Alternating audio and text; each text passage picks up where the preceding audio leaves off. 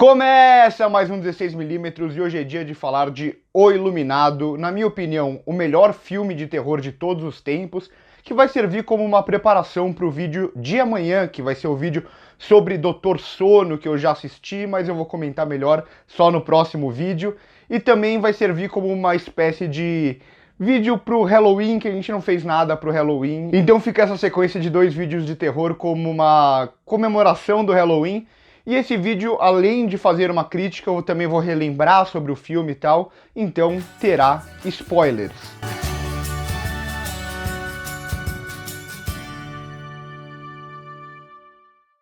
Jack Torrance se torna caseiro de inverno do isolado Hotel Overlook, nas montanhas do Colorado, na esperança de curar o seu bloqueio de escritor. Ele se instala com a esposa Wendy e o filho Danny, que é atormentado por premonições.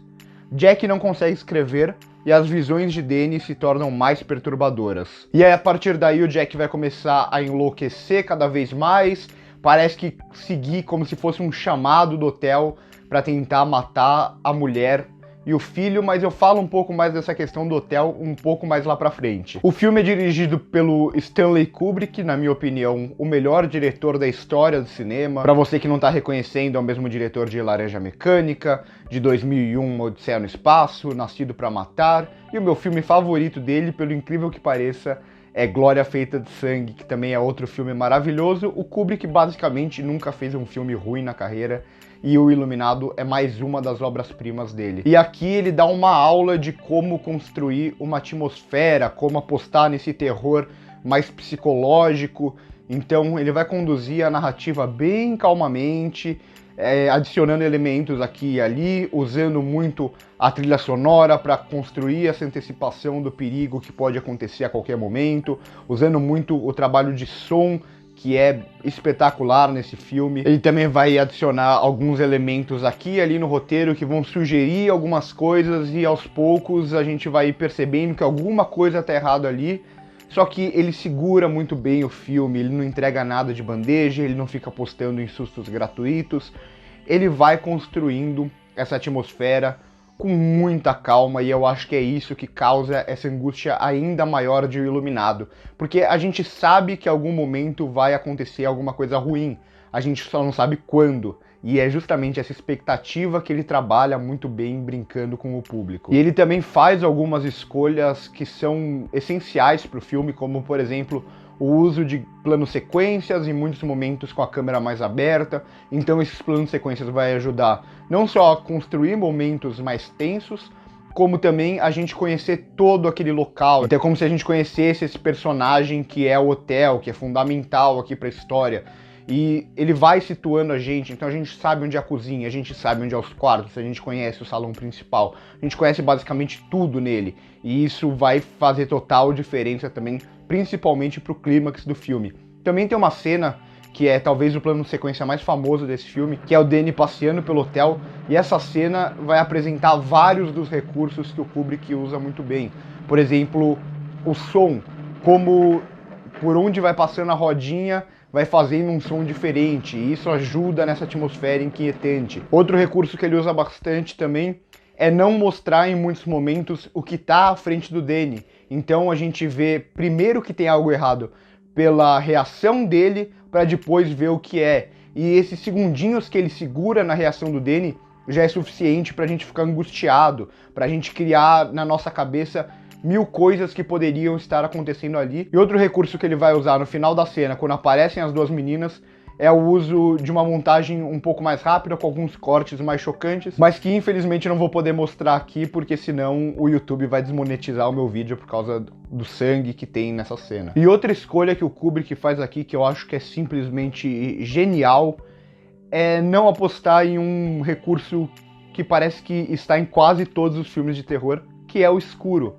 Aqui o escuro não é um fator, e o Kubrick mostra que mesmo com cenários iluminados, com muitas cores, então aqui o hotel vai ser completamente vivo, vai ser cheio de cores como o amarelo, o laranja, o verde e principalmente o vermelho. O vermelho ele vai causar essa antecipação de todo esse mal que tem no hotel, todo esse sangue que está guardado ali dentro.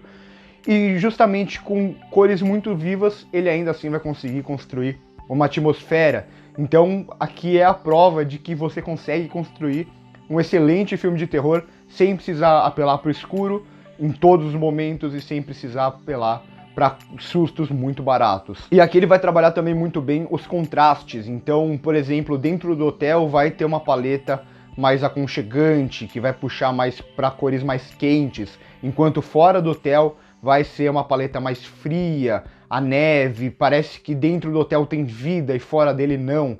E o mesmo vai acontecer um pouco com o Danny e com o Jack. Então, na maioria das vezes ele vai filmar o Jack com uma paleta mais fria, como por exemplo aquela cena clássica dele olhando para fora do hotel, enquanto com o Danny ele vai filmar sempre com uma paleta mais quente, que vai mostrar justamente essa diferença entre os dois personagens. E como eu tinha citado lá no começo, é graças a esse trabalho de design de produção impecável que tem aqui, e também da fotografia, como eu disse, como ele passeia pelo espaço, que ele vai conseguir construir esse personagem que é o grande protagonista do filme, que é o hotel. Então aqui vai ter várias interpretações, eu acho que até uma coisa que torna o filme ainda mais grandioso é colocar o público para debater sobre ele, é colocar o público para ficar refletindo e tirar as suas próprias conclusões, mas ainda assim o hotel ele vai ser esse grande mal. Então é quase que como o hotel estivesse enlouquecendo o Jack. Aí a gente vai fazer também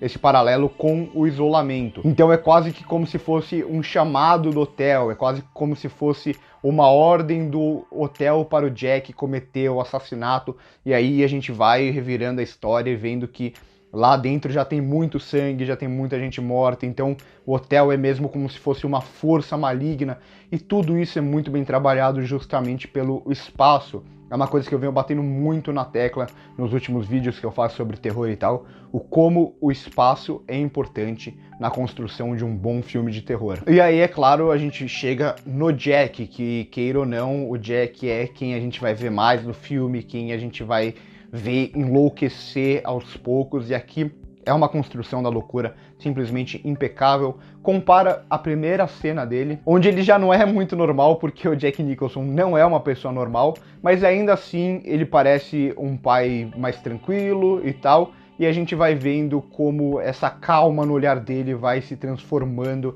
em algo muito mais sombrio, como a forma que ele fala também vai mudando, como as feições dele vão ficando mais até caricatas, que é essa loucura atingindo ele.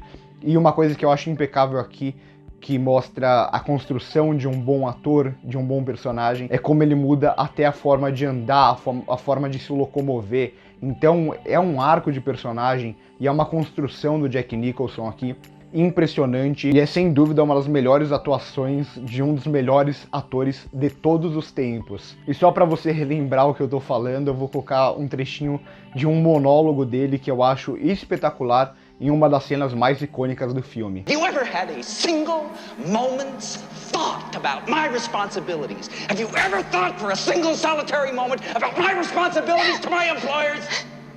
Has it ever occurred to you that I have agreed to look after the Overlook Hotel until May the 1st? E falando em cenas icônicas, esse é um dos filmes com mais cenas icônicas, e eu acho que isso mostra muito o potencial dele, como ele consegue refletir em todos os públicos, apostando em um cinema mais autoral e ao mesmo tempo conseguindo trazer o público junto. Eu acho que tudo isso mostra como o Kubrick era tão genial. E falando em genialidade do Kubrick, eu também já falei que ele deixa algumas lacunas aqui e ali. Eu quero que vocês comentem aqui embaixo que o filme ele trabalha muito com alguns conceitos, por exemplo, os espelhos, que o Jack tá em muitos momentos se olhando para os espelhos. Tem até uma cena que é perfeita a composição da cena, que é ele olhando pro espelho, e aí vai ter praticamente dois Jacks ali, e o Danny no meio dos dois Jacks, e dá até pra traçar um paralelo disso com a questão dele se chamar Jack e tá bebendo Jack Daniels. Então, comenta aí embaixo o que vocês acham disso, qual a interpretação que vocês tiram de tudo isso, e continuando nessa questão de coisas pra interpretar, ou coisas que não vão ser extremamente didáticas, acho que outro bom exemplo é como o filme explica a questão do iluminado, que a gente entende o essencial para a gente conseguir compreender o filme, mas ainda assim não é algo 100% didático, ele não vai explicar como vai funcionar toda essa questão em todos os aspectos. Eu acho isso genial, porque permite para o público ficar pensando sobre aquela questão. Então, quais são os poderes do Danny, até onde vai, o que ele vê, e acho que tudo isso é trabalhado de uma forma muito bem feita, tanto pelo roteiro quanto pela direção do Kubrick. Então, no geral, esse filme é simplesmente espetacular, ele é uma aula de direção, de roteiro, de design de produção, de montagem, de trilha sonora, de basicamente tudo que envolve o cinema. Eu acho que tem duas questões aqui que podem ser debatidas como algo mais negativo. A primeira é a questão de ser mais um filme que trabalha o hotel está construído em cima de um cemitério indígena, algo que é um pouco preconceituoso, Hollywood já reconheceu isso nos momentos atuais, mas ainda assim era algo que era muito feito na época e foi muito feito depois do Iluminado também. Então eu acho que não dá pra, olhando pra trás, não dá pra usar isso como se fosse uma crítica ao filme, porque era algo que era tido como normal naquela época. E outro ponto que é o que o Stephen King odeia e que muita gente que lê o livro também não gosta, é a personagem da Wendy, como ela é trabalhada aqui no filme. Muita gente fala que o Kubrick amedrontava ela, gritava com ela, para ela justamente ter essa atuação que parece que ela tá sentindo medo o tempo inteiro. Eu confesso que não me incomoda, eu acho bem real, na verdade, o como a personagem ela tá passando por tudo aquilo e como aquilo tudo fica parecendo uma pessoa de verdade que estaria naquela situação. Mas ainda assim, falam que no livro ela tem um desenvolvimento maior, e aqui no filme o desenvolvimento dela realmente não é tão grande, até porque o foco do filme não é ela, é muito mais o Jack, o Danny e o hotel. Então são essas duas questões. Comentem aí embaixo também se vocês gostam disso, se vocês não gostam, se incomoda ou não vocês. Então, por tudo isso, é óbvio que eu vou dar uma nota 10 pro filme, como eu disse já na abertura, é o meu filme favorito de terror de todos os tempos. Então é isso, se você gostou do vídeo, já deixa o seu like, se inscreve no canal se ainda não é inscrito, comenta aí embaixo o que você acha de O Iluminado, o que você tá esperando pra Doutor Sono, fica ligado que amanhã tem a crítica de Doutor Sono no canal, passa também no primeiro comentário pra ver as nossas outras redes sociais, inclusive o Instagram, que agora a gente produz algumas críticas pra lá também. Por hoje é só aí, corta!